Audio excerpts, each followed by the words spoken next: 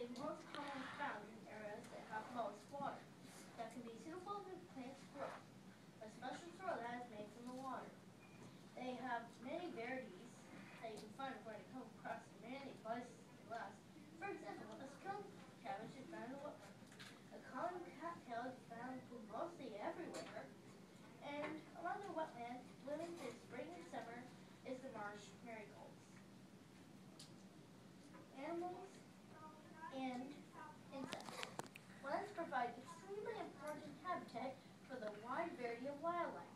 Mammals, birds, reptiles, amphibians, fish and invertebrates like crabs, crayfish, dragonflies, and yes, mosquitoes. Some animals live their whole lives in wetlands, and others depend on wetlands for essential parts of their life cycle, such as breeding sites. Plants provide a food chain, nesting for birds, spawning habitat for fish, resting stopovers for migratory birds, shelter and hiding places from predator prey like animals like rabbits and frogs, homes for many animals and insects, and drinking water for all wildlife. Why are wetlands important? So right here, shows the hydraulic cycle shows the way the water moves around. First it starts with precipitation, water in the clouds. It rains down into the forests, aka wetlands. The water moves downstream. First it goes to the towns, then then it moves to farms and it splits into the topsoil or subsoil. Here. The rest of the water pours into the river. Any questions? Maddie.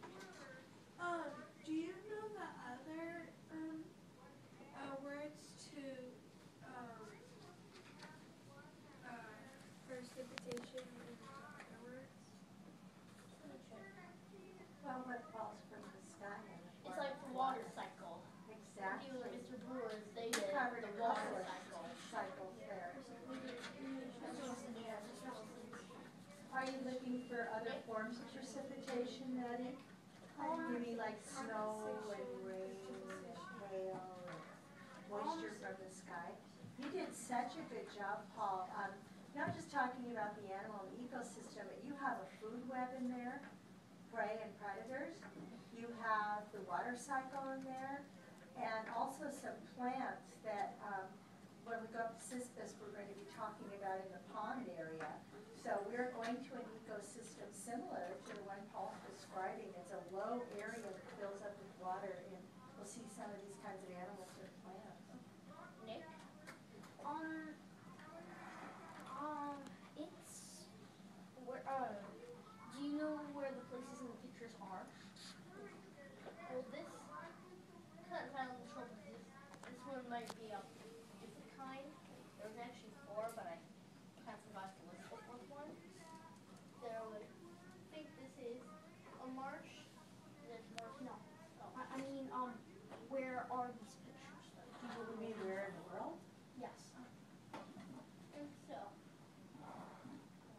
some of them were kind of hard to draw because you can't draw like a tree alive. It is hard because it's such a dense area. There's so much growing in Yes, this so small Paul, state. do you know where that was? Was it like in somewhere? Well, we can always Florida? suggest you check the book out and look. See, maybe. So I really like the fact that you included the water cycle and why it's important. Actually, it's called the hydraulics. Hydraulic, meaning water, hydro. Any more questions for Paul or compliments? Hurry. Nice job. Yeah, you had a lot of really interesting facts. I appreciate also the fact that you mentioned that the wetlands, right, filter water. Isn't that what you said? Well, one thing, I think when it was in our Lois Kids project, I lost the middle one right here. You explained well. So, and I like that you mentioned cattails. Has everyone seen cattails? Cattails. I was in my backyard. Skunk They, cattail. I think skunk. anyone seen cattail Native Americans for baby diapers. Because they would make either out of cedar bark or depending on what they had to work with, or leather, and they would pack it full of the cattail fluff. So they invented, Native Americans invented disposable diapers with cattail fluff. Also, the cattails can be eaten, the roots of them can be eaten, and there's a lot of things that grow around the wetlands that provide food. Skunk cabbage leaves, anybody, what color is the skunk cabbage flowers? Greenish. Yellow. Yellow flowers? When I went camping, like late August, we found like a mini wetland. It has like Excuse me, Paul. Nick and Arthur? Go ahead, Paul. Well, me and my friend, Jared, who is Miss Wilson, we went down this area that was back of our campsite. We went to the very back, and there was like a mini wetland, but we saw something that he recognized. Gnats. Yeah. They're like above the water, above the They plants. swarm. They were like could have like 100 or 200 of them. I like the humor with the mosquitoes, and yes, mosquitoes. They do provide food for a lot of things, but that's not the most pleasant part of a wetlands area for humans and animals.